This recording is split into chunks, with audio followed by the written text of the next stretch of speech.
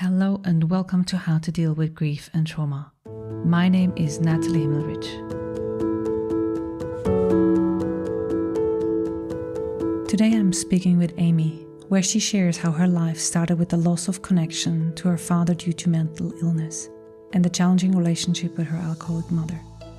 Amie then became pregnant for the first time, but her daughter Ruthie died after 33 days. At 36 years, Amie was diagnosed with neck cancer, which was successfully treated. She then shares how they moved across the States and their truck caught fire, with many of their belongings, including Ruthie's memories, gone. Dealing with all those extreme situations, Amie learned and practices one thing. I live in this moment, and I try not to think too much ahead of what's to come next, or what some may call future tripping. I don't put myself in what could happen. And so I really, truly live today. I have a calendar, I plan ahead, but I really just try and be in this moment. Amie Lenz is the author of Navigating the Unknown, Our Only Time, Perfectly Imperfect Family, and Attending to Our Your Heart series. She's a cancer survivor, founder of the Ruthie Lou Foundation, and a certified grief recovery specialist. Since her daughter's brief life, Amie's passion is offering hope and providing support to bereaved families. Amie lives in South Carolina, United States, with her husband and their 2 sons.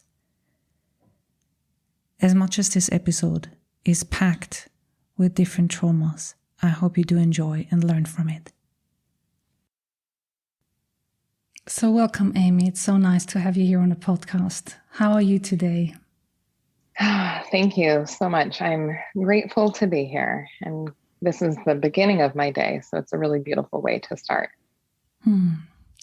Why don't we start like I start every one of my podcasts by you telling us a little bit about your life, about your story of loss and trauma. Okay. I was born and raised in the city that I lived in for the last 40 years. And in retrospect, what I didn't understand growing up was that my life started with loss. My biological father was diagnosed with a mental illness and left our family when I was 2 years old. I don't think I realized the impact of that until I became an adult. I had a man who raised me as my dad, who I love dearly, and they worked really hard to have a good life. My mom is an alcoholic. It was a really unhealthy relationship. And I spent a lot of my 20s healing my heart in that relationship. Our relationship never healed. It's still estranged. But my husband and I met when we were 20, and we decided to wait quite some time before we had children. I knew that I had a lot that I wanted to accomplish, but also a lot that I needed to work through. I was really worried that I would be diagnosed with the same mental illness as my father. And I wanted to make sure that I had kind of grown through the time where that might, show itself. So when we got pregnant with my daughter, we were very ready. My daughter was born after a beautiful delivery, so very much wanted, so perfect and beautiful. And it was shortly discovered that she would not survive off of life support. She lived 33 days, and 3 of those weeks were in a hospital, and 2 of those weeks were in a beautiful home in California, a palliative care facility for children. The first one in the United States, actually. After my daughter died, we quickly became pregnant with my son. And looking back, I realized maybe that wasn't the most emotionally healthy thing to do. But I desperately wanted a baby to hold and a place to put all of that love that was just drowning in grief and sorrow. We had another son. So by age 36, I had 2 living children, 2 boys, and I became diagnosed with cancer. So by that point, I had survived the death of my daughter. I had survived the loss of 2 living parents who still exist in this world. And when I got that cancer diagnosis, my husband was in great fear of losing his wife. And I just thought, I have already survived the worst thing that anyone could possibly imagine. I just have to check the boxes and I will survive this too. And it was gruesome. It was grueling. The treatment for my cancer, I had a head and neck cancer, is barbaric. I mean, it's absolutely traumatizing physically. I lost basically a year of my life to surgeries and radiation and chemotherapy. Lost a year of valuable time with my children. And every day that I was going through that, I just relied on the resiliency I had after my daughter died and what I had learned from, loss and grief and healing and hope and the beauty that remains after trauma. And just imagined how great life would be when I was able to rejoin the world. And as soon as that happened, it seemed COVID hit. And when I was finally able to take my mask off from my cancer treatments, everybody else was putting masks on. And that carried its own bit of trauma. Everybody was doubting our abilities, our body's ability to heal. And I had just convinced myself that my body's innate ability to heal would bring me through cancer. And living in California, that was really hard. And so my husband and I decided to move across the country. And it probably to the outside world seemed very quick.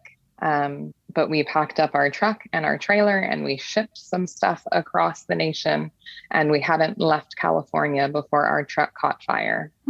And we lost everything that we had packed in that trailer, which it was a travel trailer. So our recreational items, bicycles and kayaks and those type things, but also we had packed our daughter's things in the trailer so that it was close to us. So we didn't want to put it, yes. And we didn't want to put those items in a moving pod that it was without our control. So, that was a true immediate test of how much attachment I held on to the things that she once touched or the things that were once hers.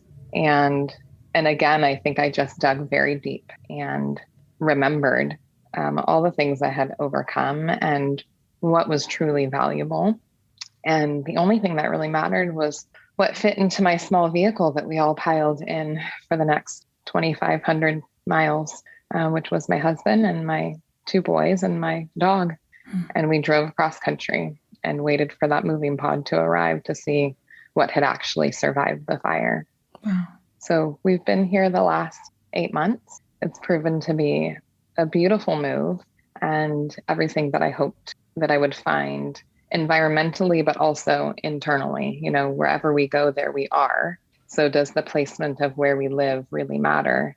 And what I was really looking for and searching for was inner peace. And so here we are on this morning talking.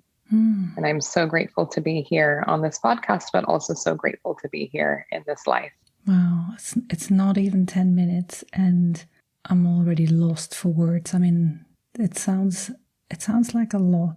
I mean, it has happened over a number of years and still it's a lot of different things that are both traumatic and grief-inducing and creating fear and uncertainty or have created uncertainty in life.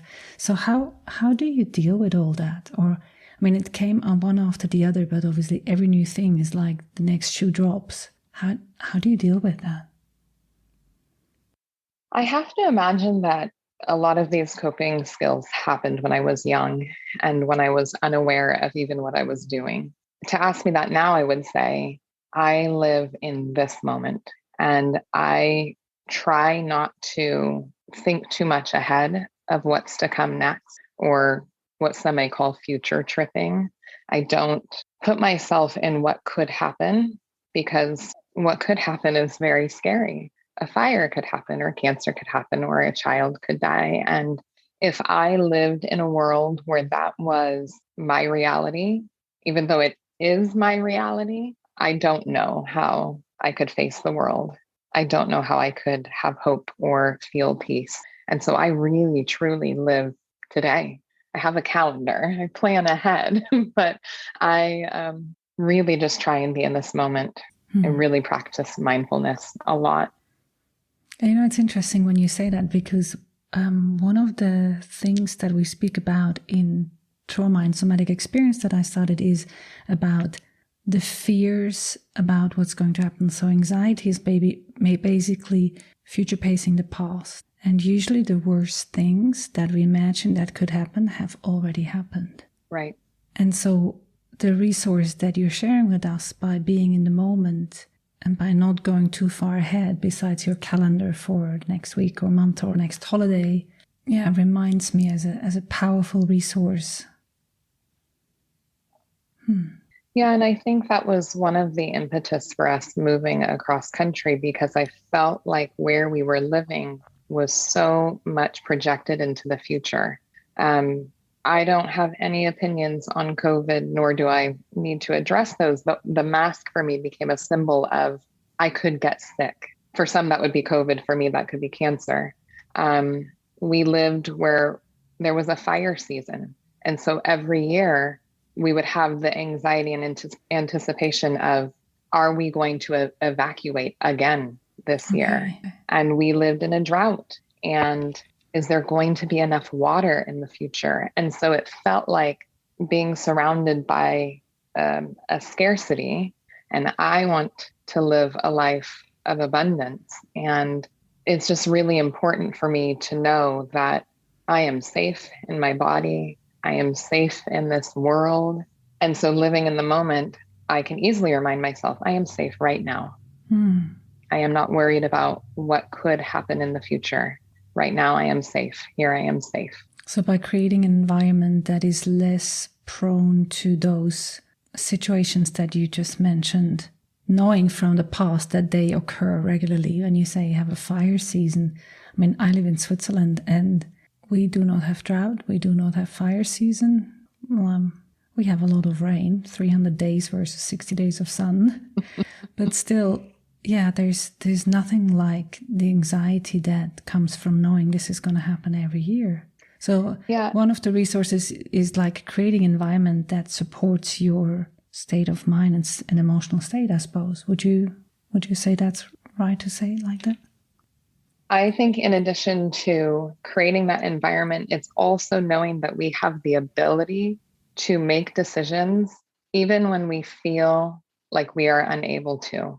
I could choose to stay in a job that was stress inducing. I could choose to stay in a location that is stress inducing. I could, any number of things, but I can also have the agency and the wherewithal to say, this is not serving me. And I don't know if this other option will, but I can try. And so I think for me, the ability to make a different choice and know that it may not work out, but it may be better than I've imagined. And so I don't allow myself to feel stuck. If something is not working, even if it's scary to make a change, sometimes the fear of staying stuck is worse than the fear of making the change. My favorite Anais Nin quote is, and the day came when the risk to remain tight in a bud was more painful than the risk it took to blossom. And I really use that as a directing, guiding light for me, because sometimes we stay in these situations because we can't imagine the alternative, but the alternative is that bud blooming. We just have to take the first step. The word courage comes to my mind, the courage to change. I mean, for me, the Serenity Prayer is one of the guiding lights that has led me through life. The courage to change, that sort of sticks in my mind. What would you recommend to someone who might be stuck in that place where they're more led by the fear of the change rather than the potential of the change? I think that with any loss, no matter what it might be, there's so much grief in letting go of the identity we had before we were changed without our choice. Any loss that we have inherently changes us. And so I think that taking our own responsibility in that change can be very liberating. Asking ourselves, knowing that we can't change the event that happened, but we have the opportunity to grow from that. What kind of life do we want to lead? What kind of person do we want to be? And I remember so clearly after my daughter dying, asking myself that life as I knew it had died, that life died with her. But now I get to be anything I want. I get to learn whatever lessons I take from her. I get to stand in the world knowing that nothing else could possibly feel as bad as that did. So what am I going to do with it? And it is an incredible amount of courage. And I think that it's from within. I don't know that anybody can do that for you. And I don't know that it's even believable when somebody tells you it's possible. And then the opposite is true, that there are people who have done it. And so if them, then why not me? Yeah. Why am I not worthy of a beautiful life? But I am. And so is everybody else. One of the things that I've always felt connected to in between you and my story is the time of the year where our daughters died. And if I'm correct, Ruthie died 11 years ago, or 12. Correct. 11. So it's the same amount of years even. I wasn't sure if it was the same amount of years. And what I always remember is that we are 11 years into this journey, let's say, if we're talking about the death of our daughters. And those who listen to this podcast might be a few months out, or a year, or 18 months, or 2 years. And we've been there. And I think as important it is to remember, and actually just yesterday, I went through what I remembered, because one of the things this week is coming up is my daughter's birthday and my daughter's death anniversary. So I was wondering, what do I remember now, 11 years after that? Just asking myself, I was on the stand-up paddle on the lake, and I was just taking time to myself, talking to myself, wondering, what do I actually remember? What of the things do I remember, and what of the things are actually gone? And it's fascinating to see how many of the good things and the supportive things and the supportive people I do remember. And because both you and I have written books, and my book actually is, the first one is written in the second year after the loss. So it's a really good testament of time for me to go back and read it, because even the year after, when I translated into German, I was thinking, I wouldn't write it like that. But because I did the literal translation and not a new book, I translated word by word. But already a year had passed, and I could tell the difference, not time, I want to say not time made, but the work that had happened within that time. It's interesting that you say that, because I remember reading a book shortly after Ruthie died, and the author was 2 years out of her loss. And it was a fabulous book. It was very helpful. I also remember closing it thinking, I wonder if she would have the same perspective in 5 years or 10 years. And it's one of the reasons why I continue to speak on this subject. It's one of the reasons why I continue to show up in this area of life, because it's very important for me to show others what it does look like at different places. And you're right, the passage of time does not equal the work that is done. My husband and I have healed very differently. And it's important to remember that 11 years is just a number on the calendar. Mm-hmm. It doesn't show the amount of work that truly does have to be done. And time heals all wounds is a very painful thing to say, because it's not true. The work heals those wounds. And sometimes even saying that a wound can be healed is hurtful, depending on where you are in your journey. Yeah, I totally agree with you. I actually just shared with a client a link of mine where I collected my articles that I did over the years, like in the 3rd year, in the 4th year, in the 7th year, because I did that regularly to take stock of where I'm at. And as you said, it's just a number. And also today I was sharing the story, which is known, that I tell my clients, like when you have a hole in the tire and you sit on the side of the road, chances are very slim that it gets fixed if you just sit there. So time doesn't heal that wound. Right. But if you start calling someone or flagging someone down, chances are only getting better. And if there's no car, if you start walking and finding someone, that is another thing to do. Right. I love what you said about what do I remember of that time, because it triggered me to remember, well, what do I remember of that time? Because as you said, this is both our time of the year. I am in what I call Ruthie's month. She was born August 9th. She died on September 10th. So I am in the middle of that time. And it is interesting the things that we remember and the support that we received. And just as that tire and calling for help, those who will show up when you ask and when you reach out. And I did not heal alone. I had lots and lots and lots of people holding me up because I asked them to and I allowed them to. I let them into the scariest part of my life. Grief was very scary for me. And when you talk about courage, it was courage to get up out of bed every day during that time. And I think it's important to say that for those people listening who are early on in their grief, in the raw grief period, as we call it, because grief is scary. And people have asked me, why is it scary? Or some people who might not have experienced that significant loss, and they ask me, why is it so intense? And I'm interested to hear what you say, but I say it's because usually people have not experienced something as intense as that before. And the ability to hold as much emotionality at one time is overwhelming. And that's what I remembered. It was, I could remember the times when I felt so much. I had to just go and walk the creek in the back of our house and go away for half an hour or an hour. And I was imagining the water running through my body, washing away all that. I don't even want to call one emotion because there was so much, so many different things. And it was something I never experienced before. And it's not something that we're used to. I mean, I had lots of breakups that I practiced loss before, but nothing ever came close to the loss of my child and holding her as she died. What would you say?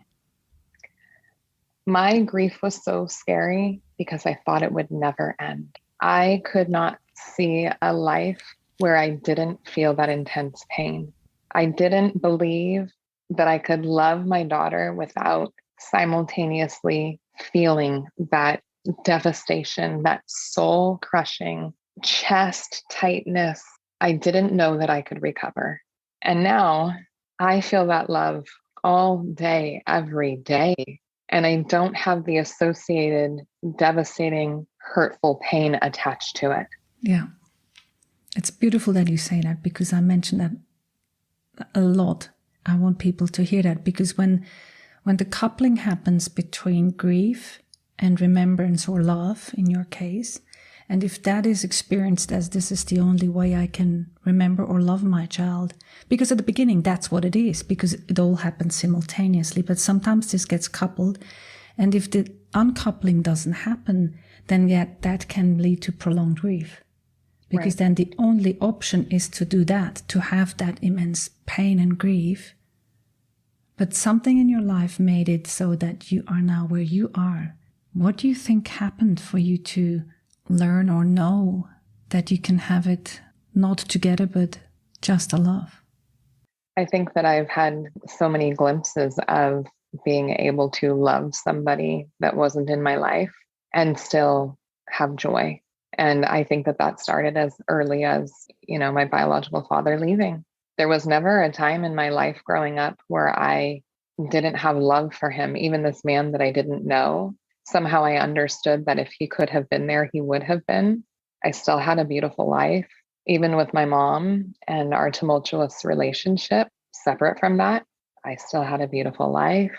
I think I had learned that there are these glimpses of beauty that remain amidst everything. And if I could just find that beauty, if I could just see that little pinhole of light shining through, then there was hope that I knew I could just keep searching for that or grasping for that or following that.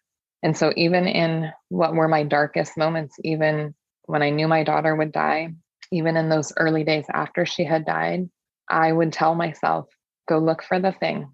And funny that you walked by the creek, because for me, the thing was always outside.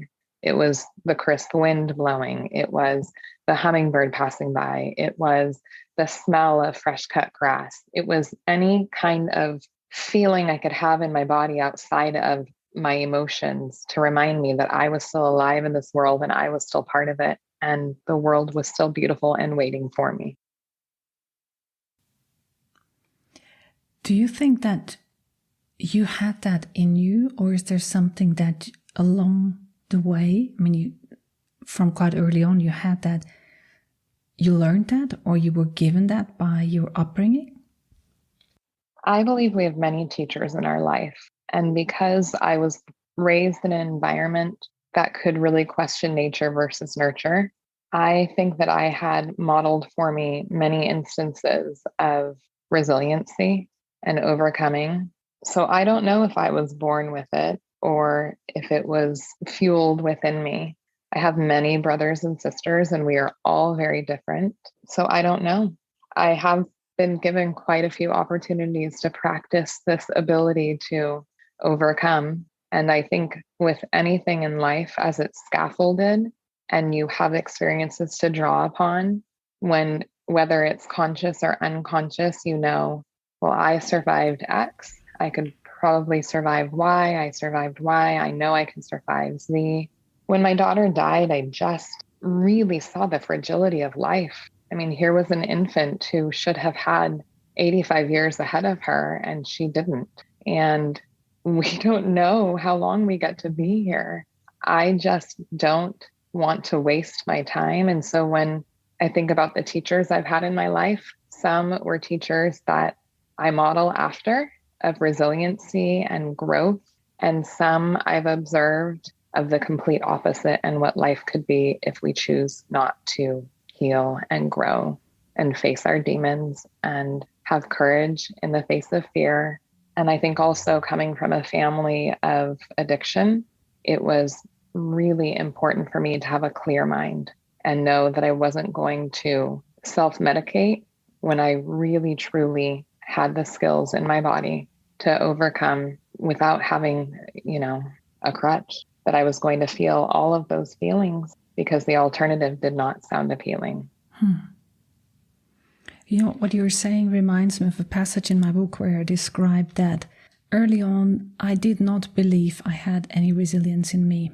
I mean, I knew about resilience from my trainings in coaching and counseling and therapy, but I remember that I did not feel I had any resilience. I did not feel that. I would say I was tired of living. Not suicidal, because after my daughter 4.5 months later, my mother died from suicide. I wouldn't say I was suicidal, but I felt really tired of living. And I write in the book that I didn't have faith in my resilience, but looking back, I was resilient. And I can see the things that I did or that I was led to do, like walking the creek, like writing notes on Facebook to people because I was sort of speechless. I write about that.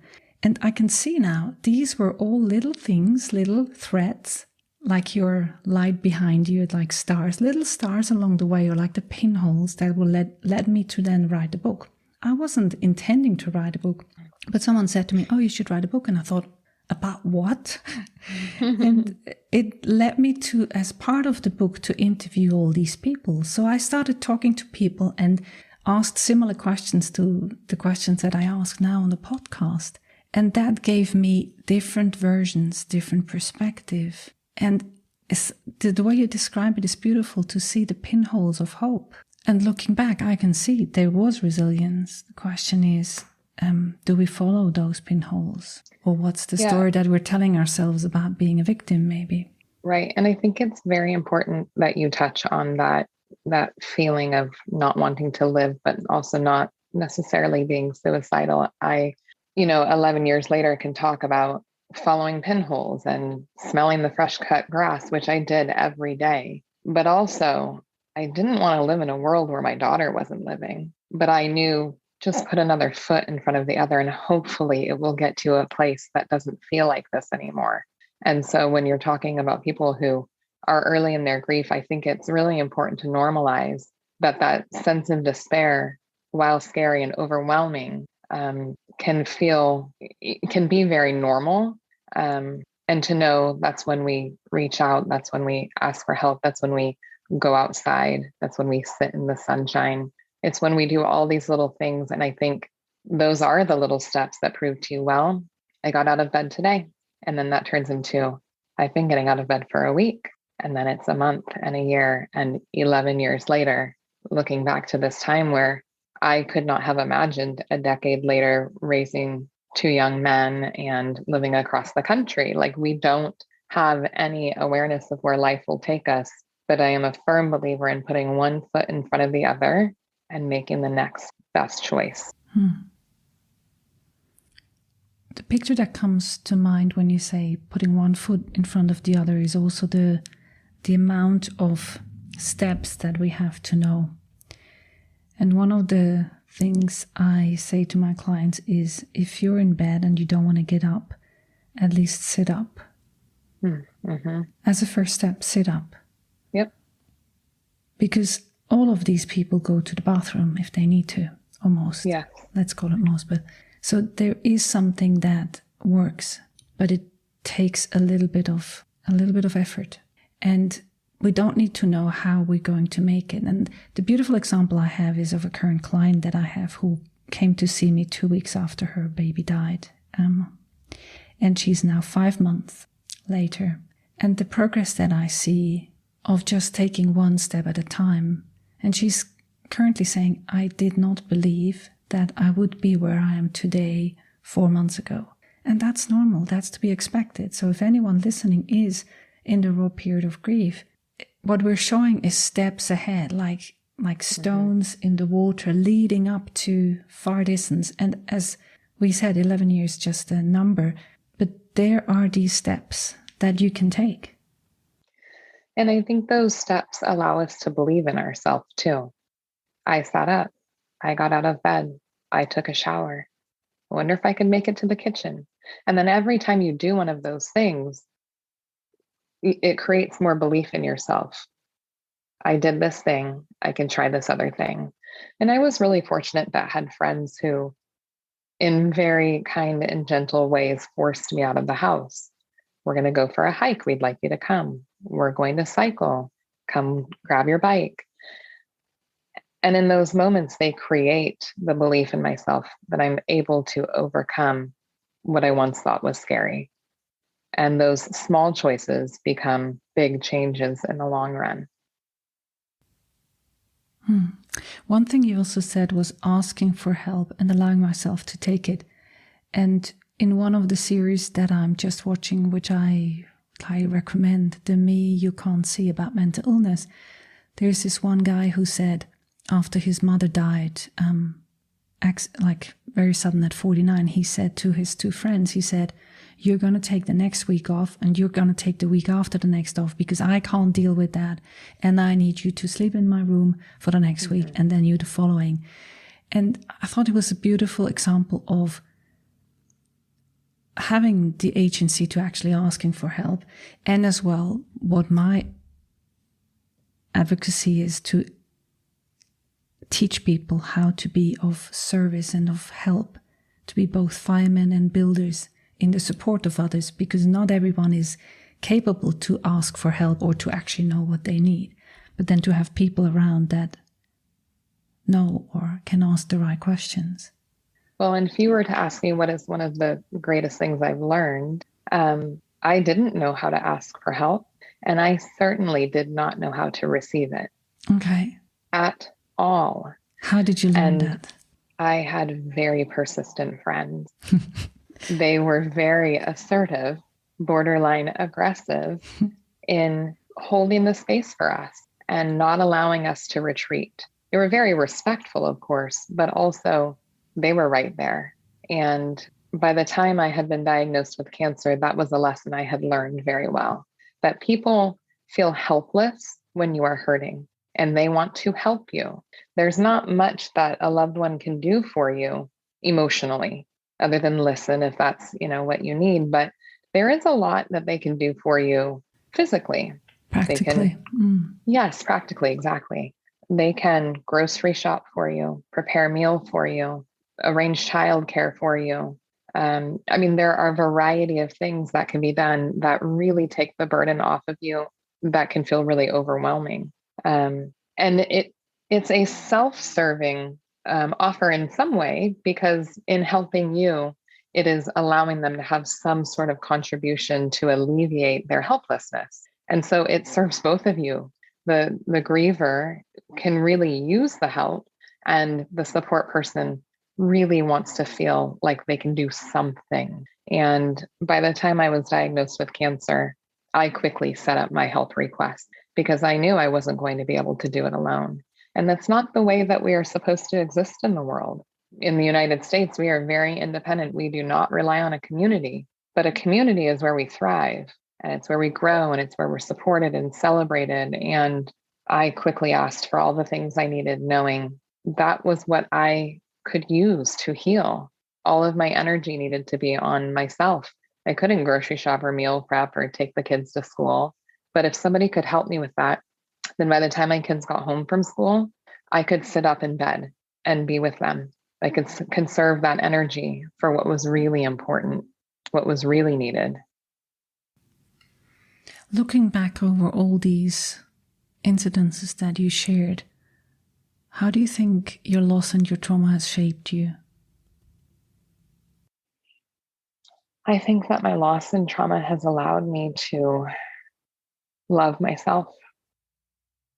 I think that, when we're young, we look to our parents to give that to us and praise us and love us and be proud of us. And, when you don't always have the best role model for that, it's really hard to attain from somebody else. And you don't intrinsically have that within. And when my daughter died, and I love her more than anything in the world, along with my boys, which I always have to say, the three of them are my world.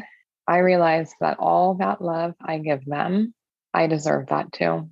And I'm proud of myself. And I think that when you feel proud of yourself, that also in turn is a way that we love ourselves. I've survived a lot. You did. And I just want to have a beautiful life. I can't control what may or may not happen, but I can control right now and my reaction to it, my response to it, how I show up in the world.